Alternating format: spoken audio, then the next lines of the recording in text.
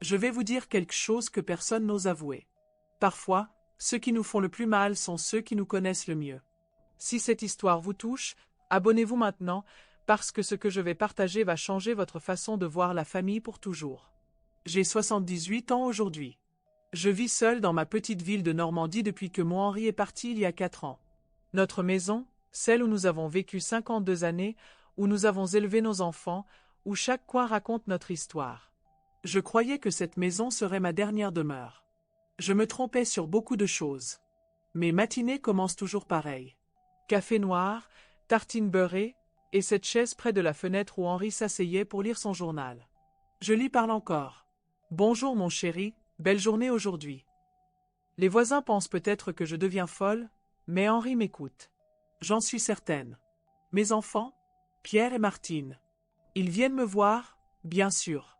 Pierre, mon fils aîné, comptable à Caen, toujours pressé, toujours une excuse. Maman, tu vas bien? Parfait. Dis donc, tu pourrais me prêter 300 €? La voiture de Sylvie a des problèmes. Martine, ma fille, fleuriste au centre-ville, plus subtile mais tout aussi intéressée. Maman chérie, comme tu es belle. Tu sais, les factures d'électricité ont encore augmenté. Mais il y a Thomas. Mon petit-fils, 20 ans, étudiant en histoire à l'université de Rouen. Lui, c'est différent. Quand il vient, c'est pour moi. Vraiment pour moi. Grand-mère, raconte-moi encore l'histoire de grand-père pendant la guerre. Et mes tartes aux myrtilles. Personne ne les fait comme toi, grand-mère. C'était un mardi de novembre. Thomas était venu déjeuner, comme souvent entre ses cours. Nous parlions de ses études, de ses rêves de devenir professeur, quand il a mentionné quelque chose qui a tout changé. Au fait, grand-mère, tu es excitée pour samedi. Samedi? Qu'est-ce qui se passe samedi?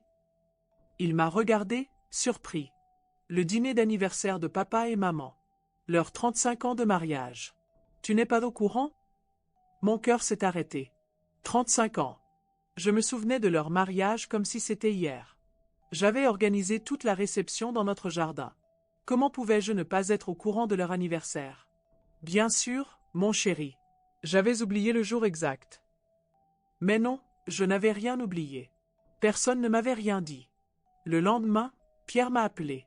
Sa voix était différente, gênée. Maman, je dois t'annoncer quelque chose. Le dîner d'anniversaire de samedi est annulé. Sylvie est tombée malade. Rien de grave, mais elle ne peut pas sortir. Mensonge. Je l'ai su immédiatement. Dans sa voix, cette petite hésitation avant tomber malade. Après 78 ans sur cette terre, on apprend à reconnaître les mensonges. J'ai appelé Martine. Ma chérie, ton père m'a dit que Sylvie était souffrante pour samedi. Souffrante? Sylvie? Non maman, elle va très bien. D'ailleurs, j'ai déjà préparé ma robe pour samedi soir. Silence. Puis, cette panique dans sa voix. Enfin, je veux dire, si papa a dit qu'elle était malade, alors elle doit l'être. 2 mensonges en 24 heures. De mes propres enfants. Jeanne, ma voisine, travaille à temps partiel chez Bouquet d'Or, la fleuriste où Sylvie achète toujours ses fleurs. Un appel innocent. Jeanne, ma belle-fille cherchait des roses pour samedi, tu l'as vu? Oh oui. Sylvie est venue hier. Elle était si excitée pour leur dîner d'anniversaire au Jardin Gourmand. Elle a commandé un magnifique bouquet. Le Jardin Gourmand. Le restaurant chic à 15 km d'ici. Celui où Henri m'emmenait pour nos anniversaires. Il fêtait sans moi. Il mentait. Il m'excluait de la célébration d'un mariage que j'avais contribué à organiser, d'un couple que j'avais aidé à se construire pendant 35 ans. Cette nuit-là, je n'ai pas dormi. Je suis resté dans mon lit, regardant le plafond, écoutant le tic-tac de l'horloge d'Henri. Et j'ai compris quelque chose de terrible. Ce n'était pas la première fois. Combien de fêtes, combien de moments importants avaient eu lieu sans moi? Combien de fois avait-il ri de ma naïveté? Henri me manquait terriblement cette nuit-là. Lui aurait su quoi faire. Lui m'aurait protégé. Samedi soir, 19 h. J'ai appelé un taxi. Ma plus belle robe noire, celle que je portais rarement depuis le décès d'Henri, mes perles, celles qu'il m'avait offertes pour nos 40 ans de mariage. Si mes enfants voulaient jouer, nous allions jouer. Le taxi m'a déposé devant le Jardin Gourmand. 3 voitures dans le parking. Celle de Pierre, celle de Martine, celle des parents de Sylvie. Tous là. Tous ensemble. Sans moi. Michel, le propriétaire du restaurant, m'a reconnu immédiatement. Madame Dubois, quel plaisir de vous revoir. Vous venez pour l'anniversaire de votre fils. Exactement, Michel. Ils m'attendent. Il m'a guidé vers la salle privée au fond. J'entendais leurs rires, leurs conversations animées. Le bonheur. Sans moi. Michel a ouvert la porte. Madame Dubois. Le silence a été immédiat. Complet. 10 visages tournés vers moi, 10 expressions de choc, de culpabilité, de panique. Pierre s'est levé le premier, la bouche ouverte. Maman, qu'est-ce que tu fais là? Je viens fêter votre anniversaire, bien sûr. 35 ans, c'est important. Sylvie, miraculeusement guérie de sa maladie imaginaire, était rouge comme une pivoine. Martine évitait mon regard. Les autres invités regardaient leurs assiettes. Je me suis approché de la table, calmement. Vous savez, mes chéris, j'ai eu beaucoup de temps pour réfléchir ces derniers jours. Depuis que Thomas m'a parlé de cette soirée que je n'étais pas censé connaître. Martine a murmuré. Maman, on peut expliquer. Expliquer quoi, ma chérie? Que vous avez décidé de me mentir. Que vous avez préféré fêter sans la vieille grand-mère gênante. Que vous avez organisé cette soirée en priant pour que je ne découvre rien. Les larmes coulaient maintenant, mais pas de tristesse. De soulagement. Enfin, je disais la vérité. J'ai quelque chose à vous annoncer. Cette semaine, j'ai vendu la maison. Silence de mort. 480 000 €. Presque un demi-million. Une jolie somme pour une vieille maison normande, vous ne trouvez pas? Pierre s'est levé brusquement. Tu as fait quoi? Maman, tu ne peux pas. Si, je peux. Et j'ai fait.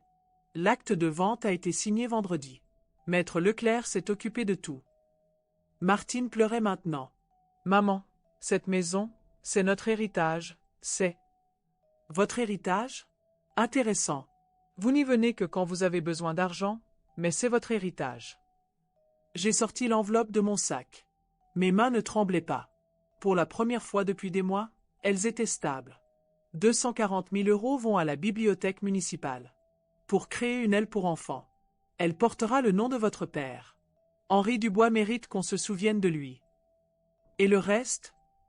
La voix de Pierre était blanche. Le reste me permet de vivre confortablement dans mon nouvel appartement. Plus petit, plus pratique. Plus proche de la bibliothèque où je vais faire du bénévolat. J'ai regardé Thomas, assis entre ses parents, les yeux brillants d'une émotion que je n'arrivais pas à déchiffrer. Ah, et j'ai aussi refait mon testament. Mes biens restants iront à Thomas. Le seul d'entre vous qui vient me voir par amour, pas par intérêt. Pierre a explosé. Maman, tu ne peux pas faire ça. Nous sommes tes enfants. Justement, Pierre. Vous êtes mes enfants. Et regardez comment vous me traitez. Je me suis tourné vers tous les invités, calmement. Je ne vous en veux pas. Vraiment pas. La colère, c'est épuisant à mon âge. Mais le respect, ce n'est pas négociable. Je mérite mieux que vos mensonges. J'ai embrassé Thomas sur le front. Continue tes études, mon cœur. Deviens ce professeur dont tu rêves. Et je suis parti. Comme ça.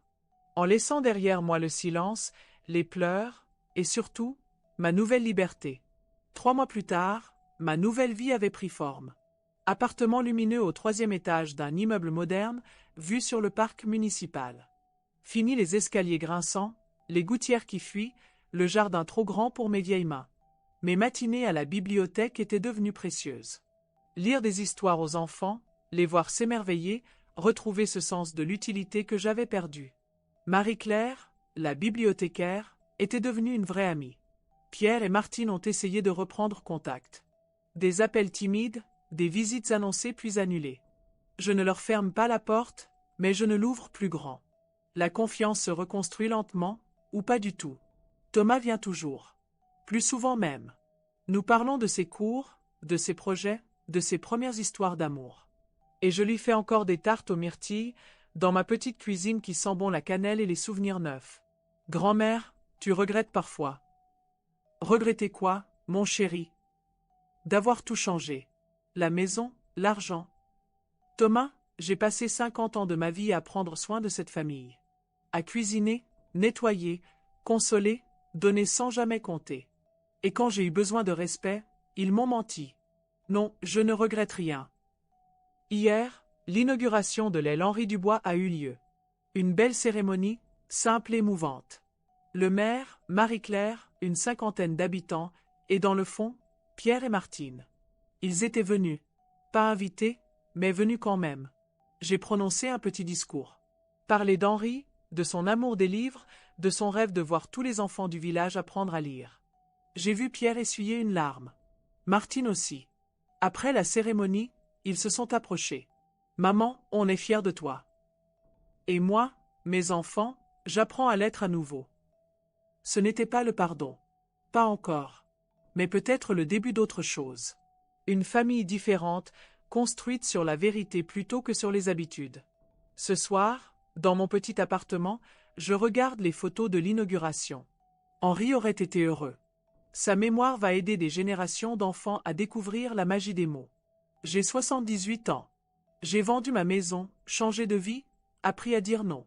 J'ai découvert qu'on peut recommencer à tout âge, qu'on peut choisir sa famille, qu'on peut exiger le respect même quand on vieillit. La vraie trahison n'était pas dans leurs mensonges. Elle était dans ma propre acceptation de ces mensonges, année après année. La vraie libération n'était pas dans ma colère, mais dans ma décision de ne plus accepter l'inacceptable. Demain, je retourne à la bibliothèque. Les enfants m'attendent pour l'histoire du mercredi. Et Thomas vient dîner. Il apporte le dessert, je prépare le plat principal. Nous sommes une famille maintenant. Une vraie famille, choisie et respectueuse. Henri me manque toujours, mais je ne lui parle plus avec tristesse.